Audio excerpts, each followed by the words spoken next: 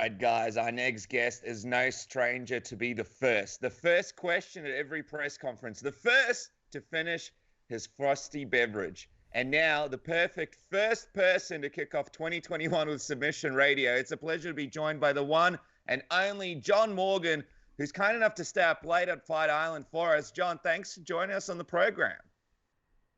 And look, I feel like I'm the frosty beverage marine. You know, I'm the first in, but I'm the last to leave. You know what I'm saying? That's right. That's right. You are the frosty beverage in our lives. We've missed our hit of John Morgan. By the way, for reference, 2 questions. What is the time there that you've stayed up waiting for us kindly? And also, I saw you sipping something before. It looked like water, which kind of disappointed me for a second, John. Be honest. What are you drinking right now? What time is it? Well, listen, it's a little after midnight here in Abu Dhabi, and yes, I do have a little beverage here. There is some water, but there may be a little bit of vodka in there as well, right, something good. like that. You know, Good. It's just the problem is here in Abu Dhabi, the beers are like $12 a piece, man. So it's I had to switch over to the mixed drinks. I mean, you gotta do what you gotta do. You gotta adapt and overcome. You know what I'm saying?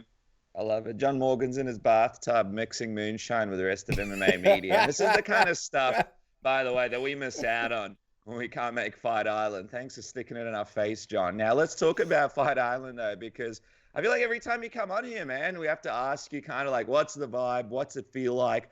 And I wonder, is there any kind of different feel about it, especially with the knowledge that there will be some fans attending the upcoming fights?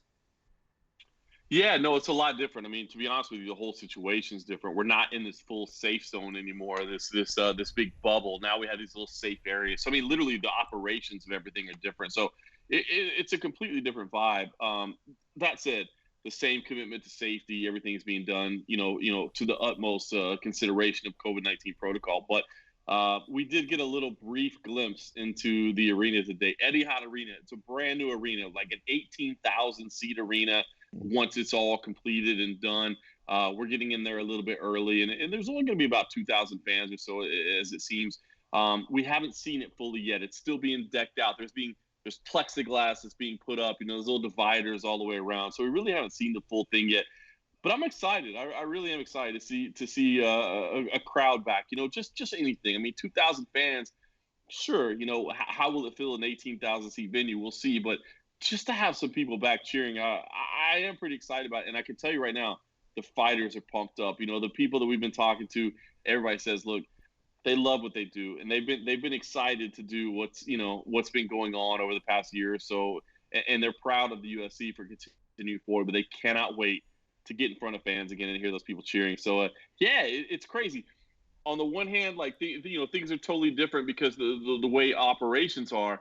But I think the event itself is going to be totally different once we get inside of fight night. Do you buy the theory that fans can impact fights to a certain degree? I think if you ask the majority of fighters, they would say that when they're in there, they're not focusing on the fans at all. They're just kind of zeroed in on their opponent. But we had Dan Hooker on the show speaking about how, you know, when he fought at the Apex, it just felt kind of dead. He felt like he couldn't, you know, really wake up for the occasion. He kind of cited that as some of the reasons behind Tony Ferguson's recent losses. You got Dustin Poirier saying that he would love it to just fight in front of no fans for the rest of his career, essentially. And here he is going in a high-pressure situation against Conor McGregor. Do you buy the notion that fans can impact certain fights? I do, and you know, obviously I've been fortunate enough to see this whole development, you know, from start to finish. But what I think is that from opening bell to closing bell, I'm not sure, you know, how much it changes things, other than the communication between the fighter and the coach. I mean, that's definitely different. I mean, we've seen that on the broadcast, right? I mean, the fact that we as viewers can hear the coaches, obviously the fighters must be able to hear the coaches. So, you know, yeah, and that as well. So, I mean, you can hear all that. I think that's key.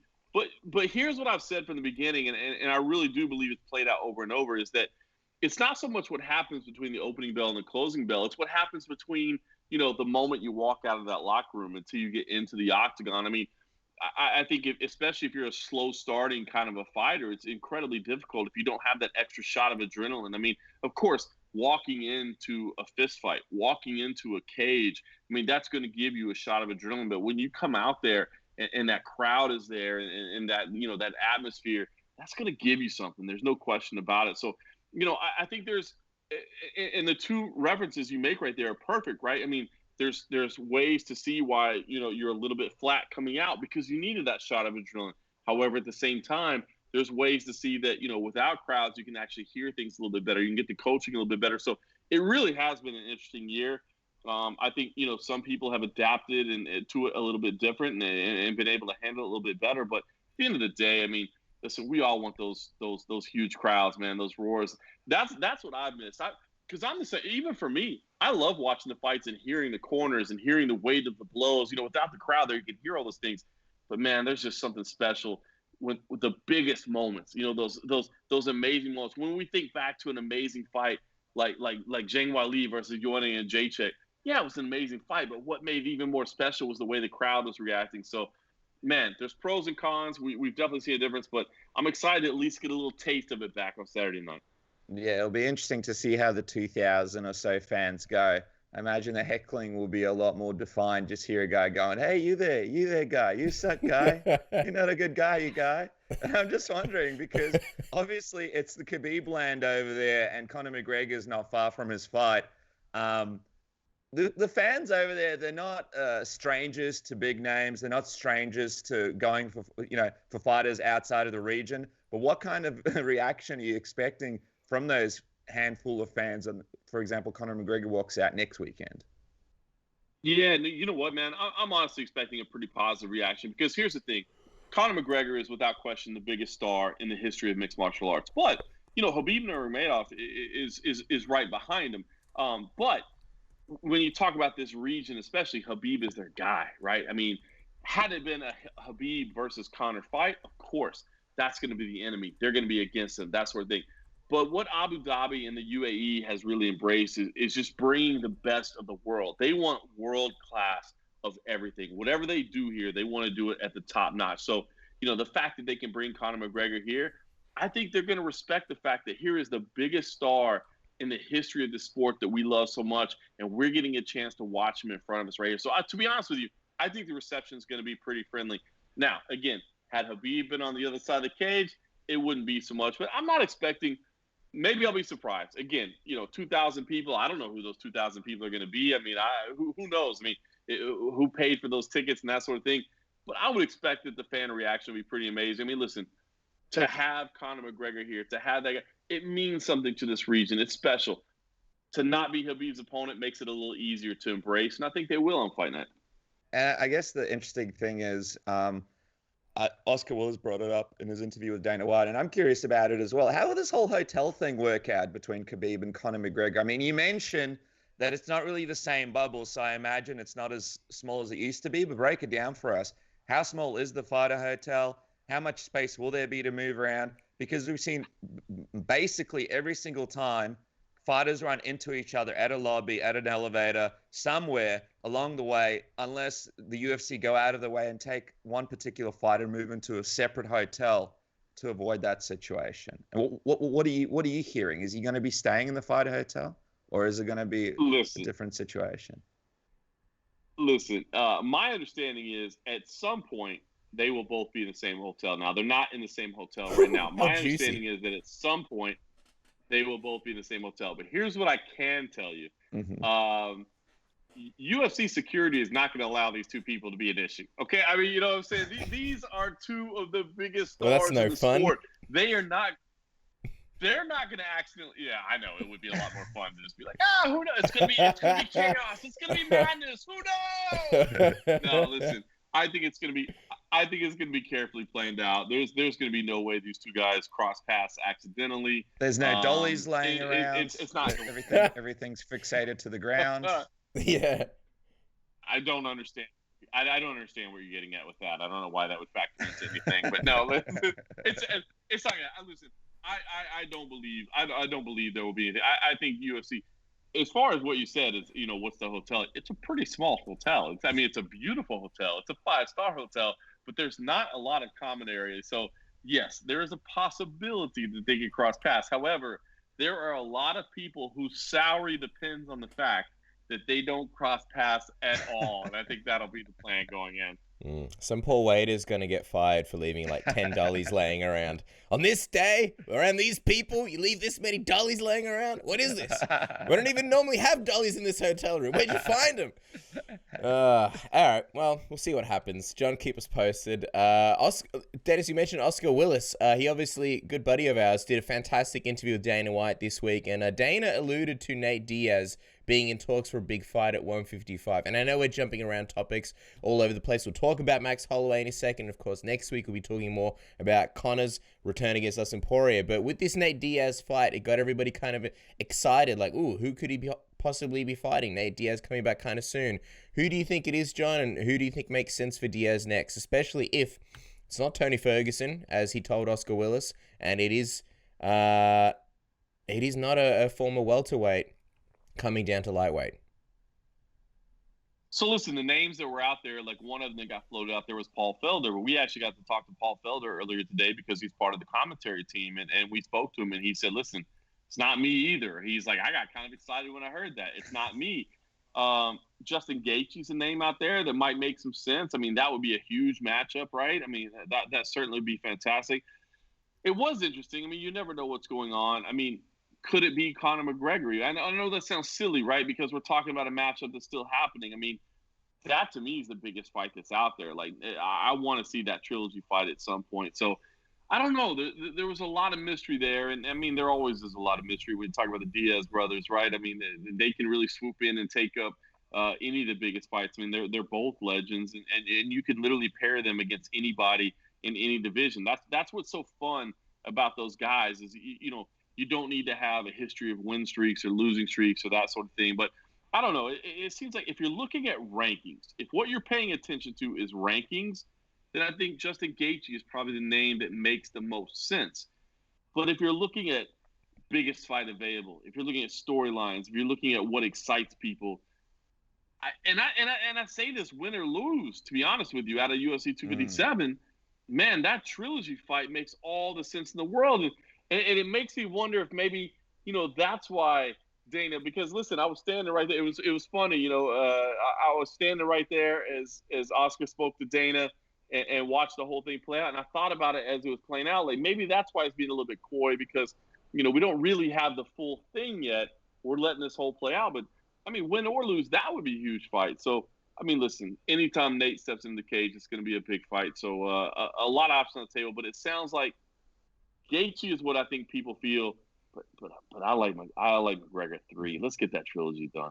And I think you're not the only one because when Oscar was also a great interview with Conor McGregor that came out recently, when he was speaking to Conor was a big fan of that fight as well. And he brought up the fact that Nate doesn't need to fight any contenders. How him versus Nate could be the title fight that could potentially be next at lightweight because we've seen those fights go down to welterweight.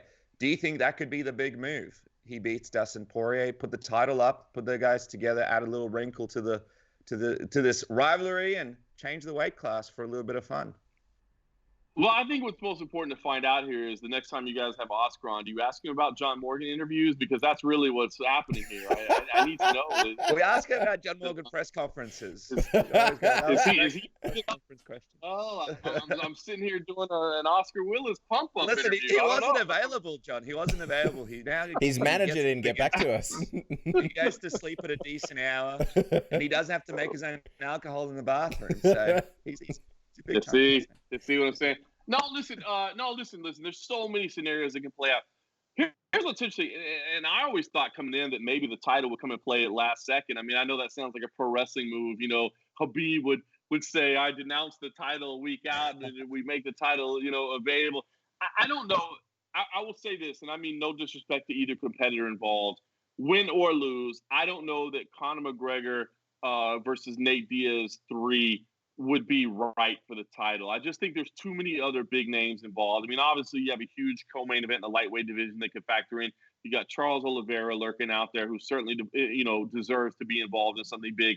I don't know that I could buy into the fact, which I know sounds silly because I'm saying you could literally throw the lightweight title on this fight this weekend. I just don't know that even if Conor were to beat Dustin Poirier, I don't know that it would be fair to the rest of that division to put the belt on the line if it was that trilogy fight. But there are huge, huge fights.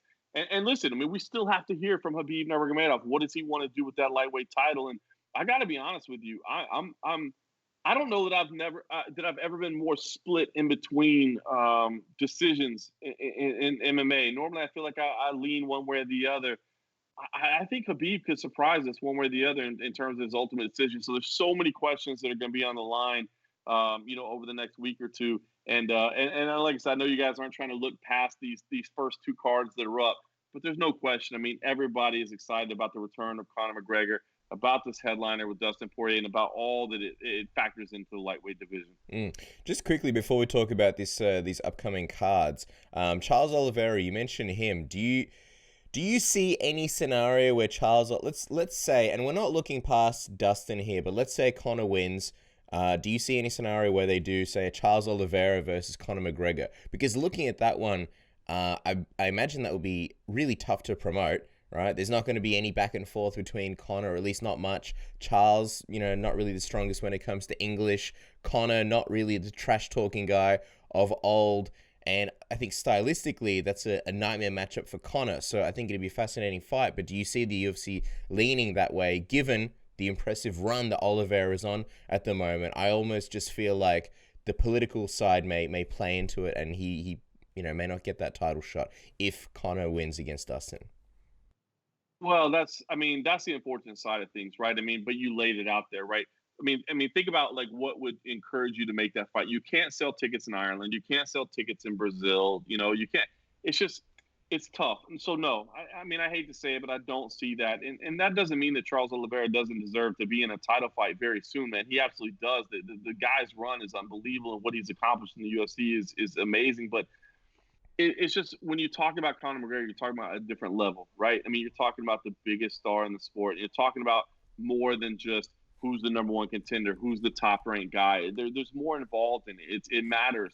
What kind of gate can we do? What kind of tickets can we sell? What kind of, there's just so much involved in it. There's more to it than just simply, does this guy deserve a title shot? So, no, I mean, I hate to say it. And listen, I mean, it's fantastic. Hey, let's also not write off Michael Chandler. Let's also not write off Dan Hooker. I mean, there's just so many possibilities of what can factor in here. So, does Charles Oliveira deserve a title shot? Absolutely, he does, and he does very soon. I mean, the guy is an incredibly talented individual, and his career, man, his development, especially as of late, the run that he's on is fantastic. But no, I no disrespect whatsoever, but I don't see that. I just, at that point, take this for instance. If you said, listen, as the UFC, we've got two options on the table, right? Let's say Conor McGregor wins, and we say, listen, as a company, we're sitting down and we're deciding what we've got. And we got the top two options we've got are Conor McGregor versus Charles Oliveira for the lightweight title, or Conor McGregor versus Nate Diaz 3 for nothing, for just bragging rights. I mean, you go with the bragging rights, right? No disrespect to anybody involved, but that's the bigger fight. That's the more money. That's what more people are going to get involved in. And even though gold isn't on the line, cash is on the line. I think that would win out. Yeah, that's it. Cash is definitely on the line. Speaking of cash, man, I like betting, no matter the sport. But if you give me the choice between, say, a 3-hour baseball game, a 4-hour football game, or a 15-minute MMA fight, I'm picking MMA all the time. I love cashing in my wins after a juicy knockout or a big underdog upset. And there is no better place to do that than mybookie.ag. Also, MyBookie has better bonuses and more MMA odds than basically any other sports book, period. Isn't that right, Dennis? That's right, Cash. Plus, it's NFL playoffs, and nobody does game day better than MyBookie. Whether you want to make a future bet, do some live wagering, or take on player props, MyBookie has something for everyone. MyBookie is the only sportsbook submission radio recommends. They take good care of its bettors. When you win, they pay fast. So if you sign up with promo code SUBMISSION, MyBookie will match your deposit halfway up to $1,000. That's unbelievable. Visit MyBookie online today. That's MyBookie, MyBookie. And don't forget to enter promo code SUBMISSION. Bet, win, get paid only at MyBookie, mybookie.ag. That's right. And do so with smooth, silky smooth balls thanks to Manscaped Lawnmower 3.0, the best grooming tool on the market. Dennis, I've had a fantastic summer holiday break in our Submission Radio absence, and my God, my balls were smooth, and I owe my great break to my smooth balls. I'm more aerodynamic, more elusive, I feel better, I smell better, I'm lifting better on all my lifts in the gym. Everything is just better. They've got 7,000 RPMs of power and LED lights, so you can shave in the dark if you wish, and it's waterproof. And with the promo code submission, you get 20% off any purchases. Isn't that right, Dennis? Yeah, dude, listen, I love Manscaped, and I love the fact that these guys are actually involved in MMA. They love to sponsor fighters. They love to sponsor the UFC, and these guys are a must. Whether you're going in the gym for boxing, kickboxing, Muay Thai, Brazilian Jiu-Jitsu, or wrestling, make sure that you're right down there. Go to manscaped.com, use the code word submission, get 20% off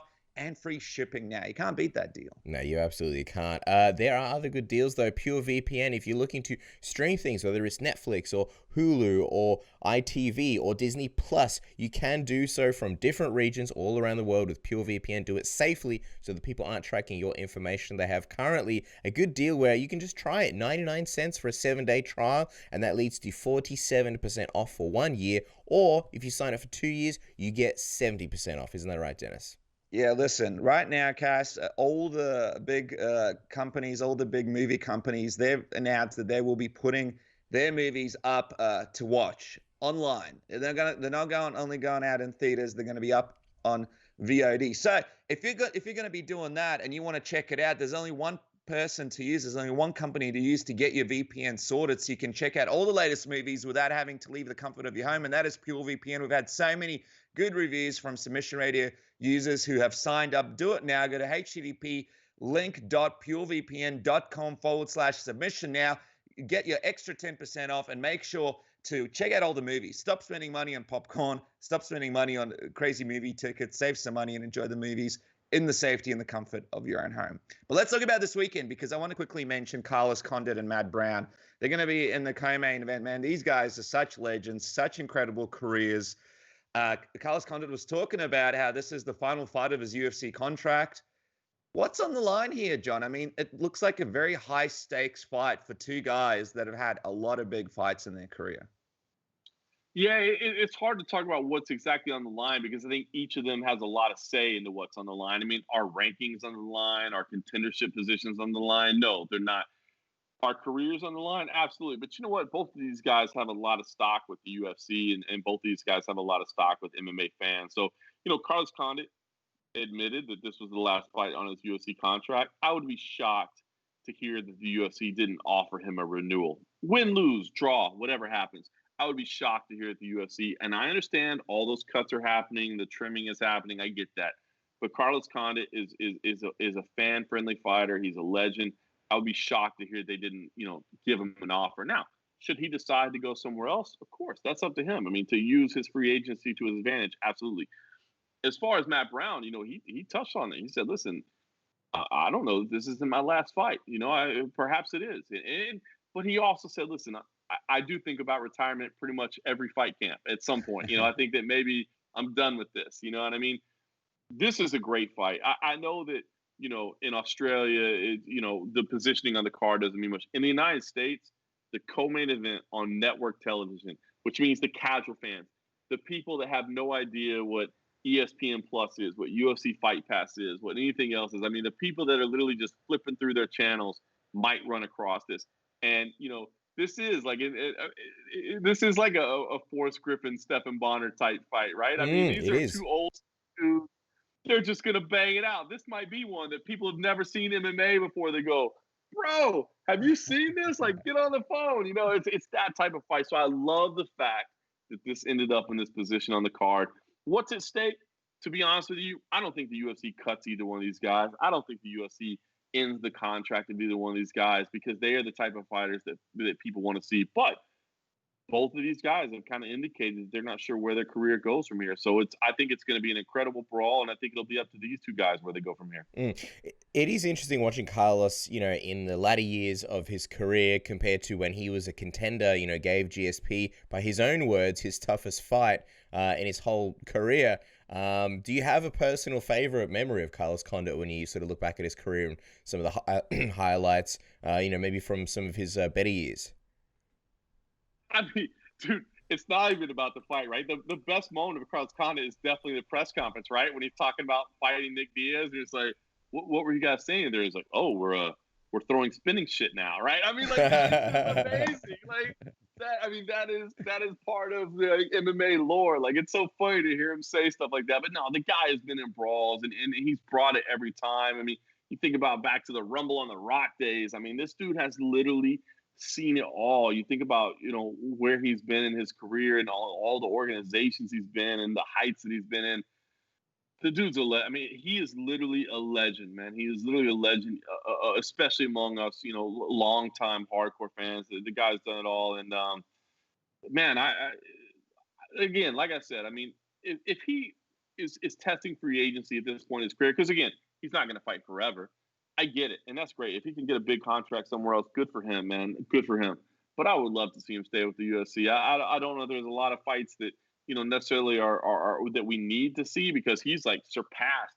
Generations, right? I mean, there's all these young bucks around, but the guy has earned the right to choose whatever he wants, man. He's a true MMA legend. And I mean, speaking of legends as well, in the main event, Max Holloway, a guy that's been in there, done it all, 1,000 rounds back to back, title shot after title shot, title defense after title defense. What are you expecting here against Calvin Kattar? Because this is a pretty pivotal matchup in the division. I mean, a big opportunity here to really shake things up. And then on Max Holloway's side of things, maybe a potential third fight with Alex Volkanovski or another rematch with Brian Ortega. What are you looking at in terms of how this fight matches up between Max and Calvin? And what do you think is the best path for Kattar to get the win over Holloway if he was to get it done? I'm so torn on this fight, man. I really, really am torn on this fight. And that's what I think makes this exciting. I mean, stylistically, it looks like it's going to be a lot of fun, right? But what you're trying to decide is, is Max Holloway still Max Holloway, right? I mean, he's had some recent losses, but I mean, you go back to the Volkanovski fight, and I'll be right up front. I never want to hide it. I scored that fight for Max Volkanovski. Or for Alexander Volkanovski. Max Volkanovski. Trying to confuse us even more, John. Right down. I always lean one way or the other, guys. Alexander Holloway did pretty good in that fight as well, man. He actually performed as well. Now, listen, but I scored that fight for Alexander Volkanovski. But what I always say is, what was intriguing to me about that fight and watching it live, especially, is just how incredible Max Holloway looked in the opening rounds, right? And then Volkanovski, I thought, kind of made the adjustments to change things moving forward. So it's easy to go back and be like, 2 losses to Volkanovski. Holloway's clearly washed up. But it's so funny, right? Like, here we are. I mean, recently we're debating, is Max Holloway the greatest featherweight of all time? And now we're saying, is he washed up, right? I mean, of course he's not washed up. Of course he's capable of competing at a high level. So that's what's intriguing about me. Calvin Kattar seems like the guy that's on the rise, right? But he's not the young guy. He's actually the older guy, which is kind of weird as well, right? He's the guy that's still on his way up, and yet he's younger than the former champion who potentially was the greatest of all time. This boils down to me to the boxing, right? I mean, Calvin Kattar is going to look to box. He's going to look to be aggressive. He's going to look to strike with his hands. That's where he's best at. Max Holloway is pretty dang good with his hands as well. But I like the idea of I don't know. I like the idea of Kattar and his aggression and his role and his confidence and his mental state and everything of where he's at is being a little bit of an edge over Max Holloway. But in my own head, I'm questioning, am I doubting? I mean, we're talking about Max Holloway and what he's been through and the people that he's faced. Yes, he's had the recent losses, but we're talking about against the upper crust and controversial, right? I mean, even Calvin Kattar says he's not sure Max Holloway lost that last fight. So to me, this is intriguing as it gets. As far as title scenarios go, that gets a little bit more complicated, right? Like Calvin Kattar being the guy that's kind of on the rise, he's got a little faster way to the top. Max Holloway, if he wins, now he's got to sit back, I think, and he's got to wait to see if Ortega can beat Volkanovski. Because if if Ortega wins, of course, now you got this beautiful rematch that everybody wants to see. We're all going to be excited for it. If it's Volkanovski, not to say that he doesn't deserve it, but man, we just spent all this time talking about entertainment value and about what people want to see. And that's the frustrating part sometimes about mixed martial arts, is that would Holloway deserve a third fight with Volkanovski? Yeah, he probably would. But you got to sell it, and you got to make sure that people are interested in it. And that's what's a little bit frustrating sometimes about the way you do matchups in the UFC, is it's not always just about wins and losses. You got to have fan interest involved. And I don't know if it would be there for a third fight or not. Yeah, I'll tell you what, it's going to be fascinating to see, and it's going to be interesting to see, like you mentioned, what kind of Max Holloway we see over there, how the weight cut impacts him, and what he looks like against the young old lion in Kattar. So, which is a great nickname, by the way, new nickname for him. Guys, make sure to follow John at MMA Junkie, John, for all of his moonshine recipes, and of course the amazing coverage for MMA Junkie. Look at that, he's still standing. John, as always, it's an honor to have you on the program. Thanks for coming on and being the first person to kick off 2021 with Submission Radio. It's always an honor and a privilege, my friend. Thank you, brother.